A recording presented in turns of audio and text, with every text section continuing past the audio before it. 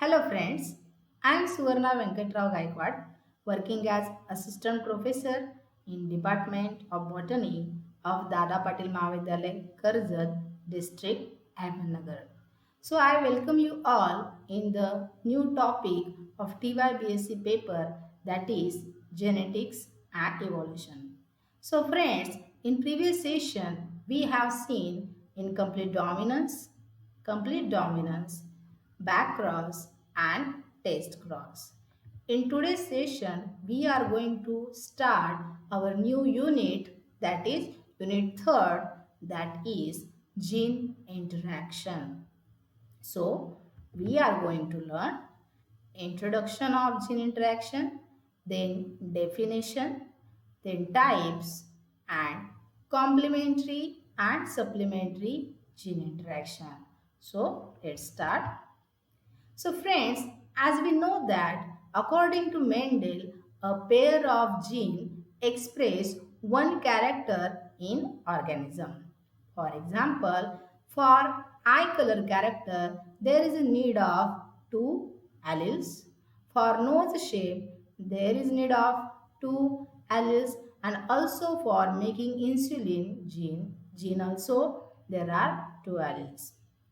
So, for expression of single character, there is a requirement of pair of a gene. Actually, this pair of a gene, these are called as allele. So, this is Mendelian inheritance. But friends, after rediscovery of Mendel's work, there are many scientists which work on plants and animals, and they perform different experiments and they got deviations to Mendelian ratio. As we know that basic Mendelian ratios are monohybrid ratio is 3 is to 1 and the dihybrid ratio is 9 is to 3 is to 3 is to 1. But these scientists, after Mendel's work, they got different ratio from Mendel's ratio. Okay? And these work had done after Mendelism, so it is also called as post-Mendelian genetics or neo-Mendelian genetics. Okay, so the gene interaction was discovered by two scientists, that is Bedson and Unet. Next we will see the definition of gene interaction. The expression of a single character by interaction of more than one pair of gene. So friend, this is the contrast of Mendelian inheritance.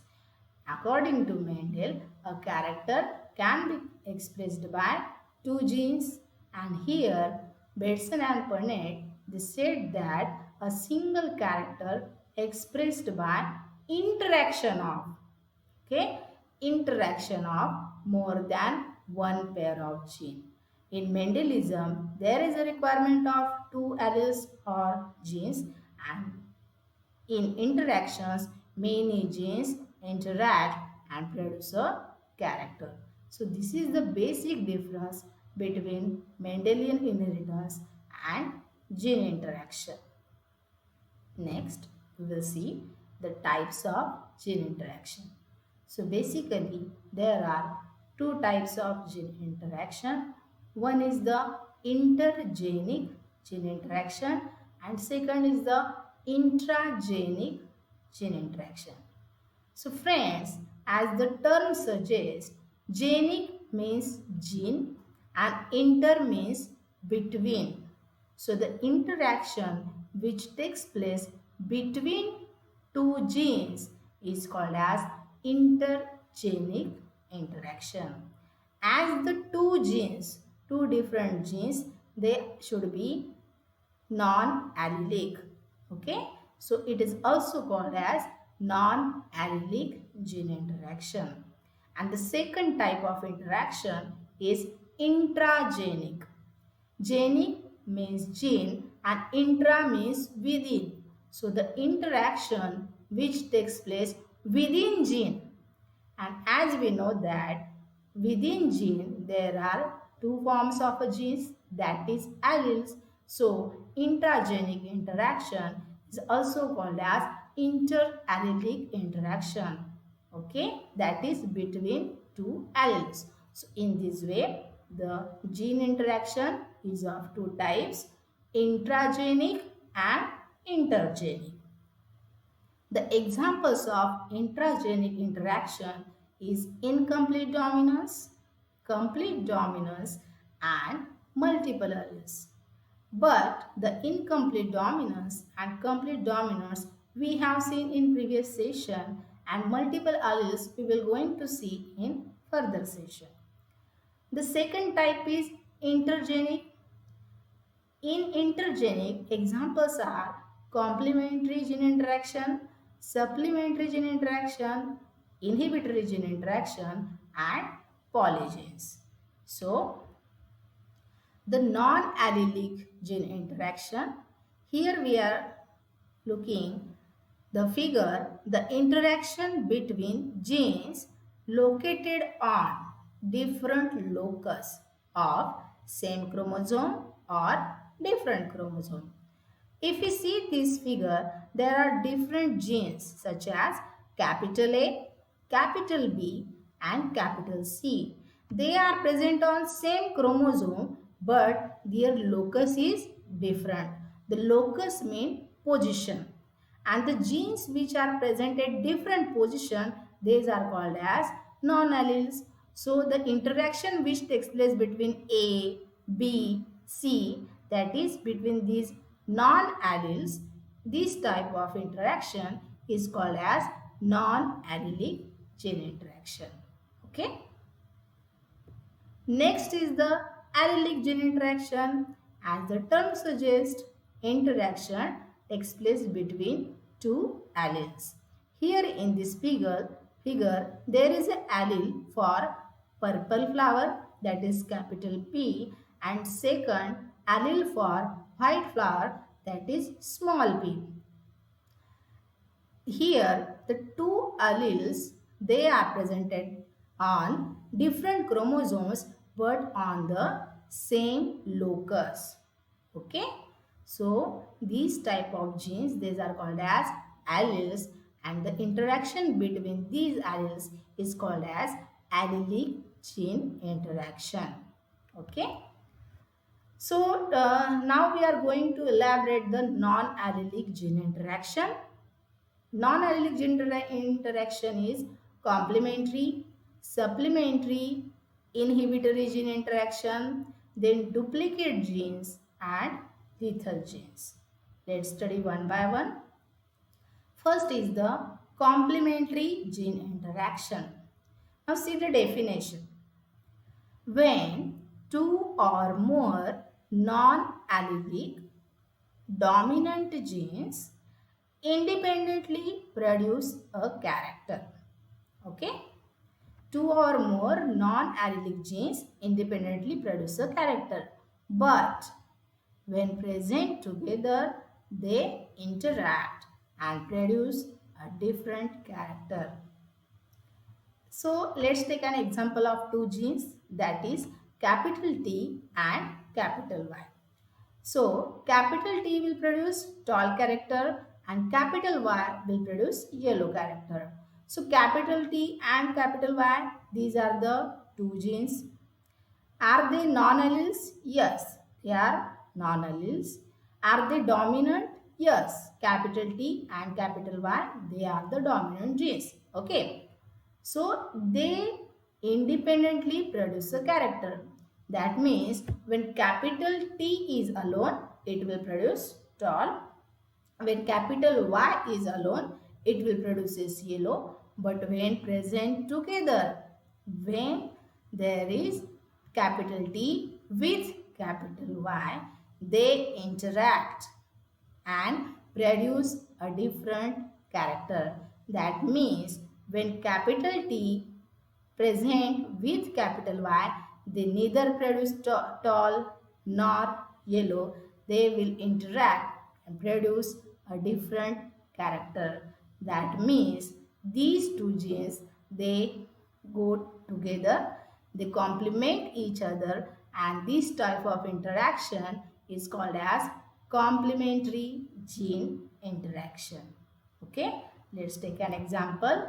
This type of interaction is present in sweet pea plant. Scientific name of sweet pea plant is Lathyrus odoratus. So in this plant, there is inheritance of flower color in sweet pea.